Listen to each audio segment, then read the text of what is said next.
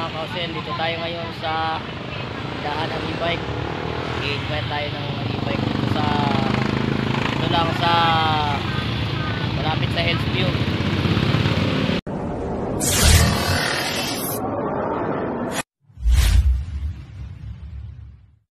Pwesto ng ating tindahan ng e-bike dito sa Hillsview. Ito yung mga unit dito. Ataso yung kanilang mga unit. Ayan. Ito po yung mga available na unit nila sir dito. Ayan. So mayroon din silang mga maliliit na e-bike na ano, pang dalawahan lang. Ayan po. So mayroon din sila ditong bike repair shop. Repair din sila sir dito. Ayan. Ma'am, pag ganito ma'am, magkano ito ma'am? Ito yan, series 75k po installment. Pag cash niya po is 65. Pagka ano ma'am, magkano ang monthly pagka installment? Nasa 3,000 plus po, papatong po ng 4k po monthly. 18 months na po yun, sir. Sige. With warranty at lifetime service naman po yun, sir. Tapos nagre-repair din kayo dito ma'am? Opo, meron po kaming repair shop.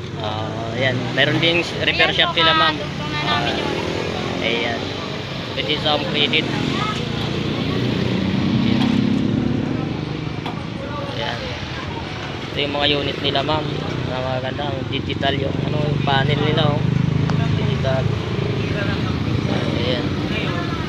Ang pinaka-latest talaga ng motor, white, lang. Sa pink kasi, wala sila kasi masama. So, ayan. Pwede po dito sa home credit mga kasi credit sila ma'am. Yun yung ano nila, yung repair shop. Dito lang po yan sa ano, ito yung papuntang Pasinaya. Ito yung palabas ng Hillsview.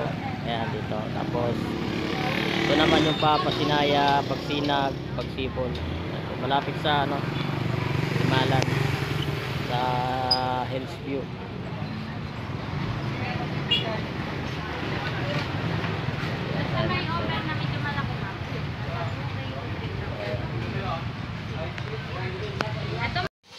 So ito po yung price list ng mga e-bikes nila sa available po ngayon.